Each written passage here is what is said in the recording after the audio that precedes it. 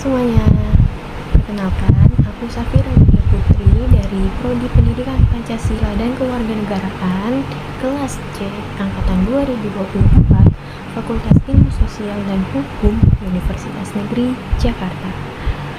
Pada kesempatan kali ini, di dalam video ini saya akan membahas tentang sebuah teknologi kecerdasan buatan atau artificial intelligence, atau yang lebih kita sering dengar itu adalah AI, yang sedang marak digunakan di berbagai kalangan, yaitu ChatGPT.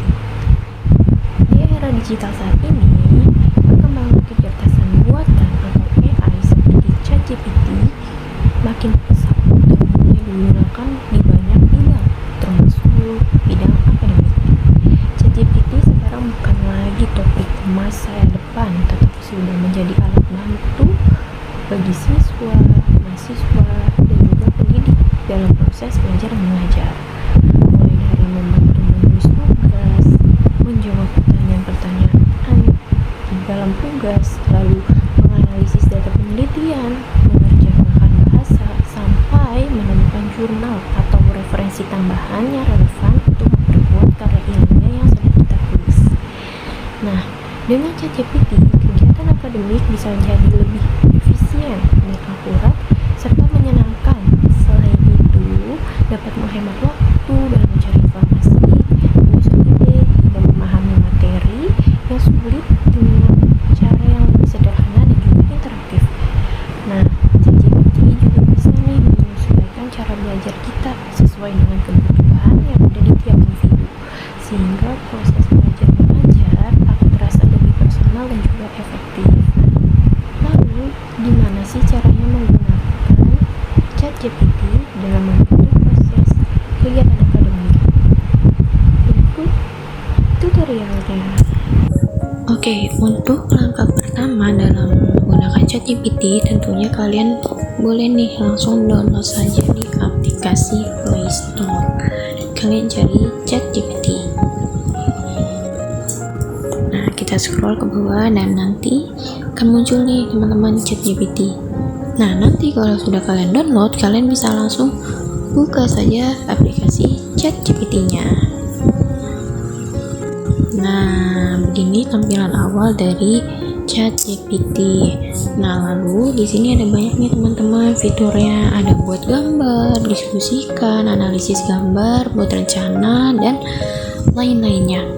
Nah, lalu dalam video ini saya ingin membuat sebuah esai dengan bantuan dari ChatGPT. Langkah pertama yang akan saya lakukan itu adalah menentukan temanya terlebih dahulu. Untuk temanya di sini saya akan mengambil tentang demokrasi. Nah, lalu untuk judul esainya saya akan meminta ChatGPT yang buat. Kalian bisa tulis seperti ini. Tolong buatkan judul esai yang bertemakan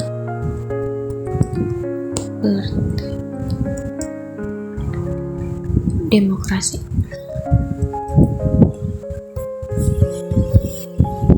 Nah, nanti akan langsung dijawab teman-teman oleh ChatGPT-nya. Nah, di sini ada banyak teman-teman dari judul yang akan dikasih oleh ChatGPT. Nah, nanti kalian tinggal pilih nih dari sebanyak ini. Di sini saya akan ambil judul yang nomor 4. Nah, lalu untuk isi dari esai tersebut kalian tinggal ketik ke ChatGPT seperti ini. Tolong buatkan esai yang berjudul dengan judul tadi nomor 4, judulnya adalah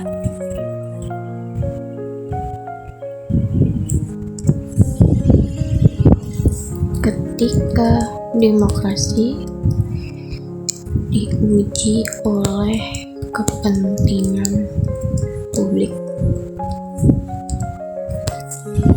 Nah, itu kalian. Nah, tapi teman-teman, kalau hanya sebatas ini, maka esai tersebut akan terasa lebih umum.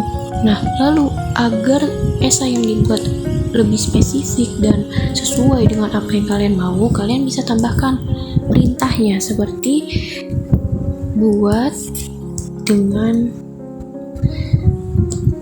300 kata dan sertakan dengan isu sosial di Indonesia yang sedang terjadi. Nah, kurang lebih seperti ini teman-teman, agar esai yang kalian buat itu lebih spesifik. Nah, kalau sudah seperti ini, kita bisa langsung klik kirim.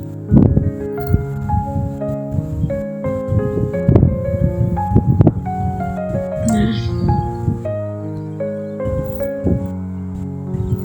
oke, nah ini sudah jadi ya teman-teman. Nah,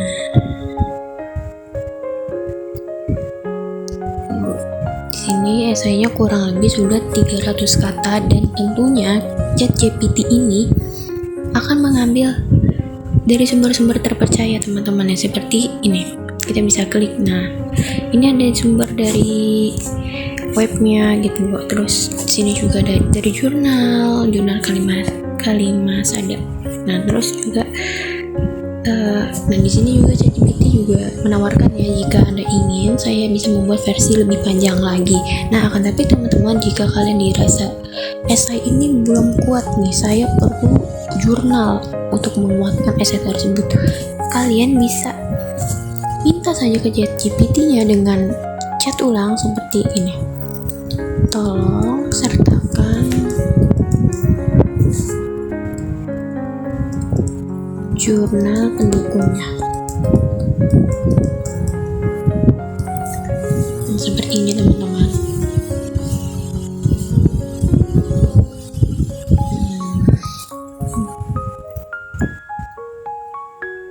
Nah, di sini sudah ada banyak nih ya teman-teman jurnalnya. Nah, lalu untuk jurnalnya tuh di mana sih? Nah, ini kita bisa klik di bagian yang seperti ini. Nah, kebijakan publik di Indonesia sebagai alat kepentingan kapitalis, jurnal sosial dan sains. Nah, lalu untuk jurnal pendukung kedua, nih kita bisa langsung klik di sini, nanti akan muncul. Nah, lalu untuk jurnal yang ketiga di sini. Nah, ini kalau kita klik, kita akan langsung diarahkan ke jurnal tersebut teman-teman, seperti ini.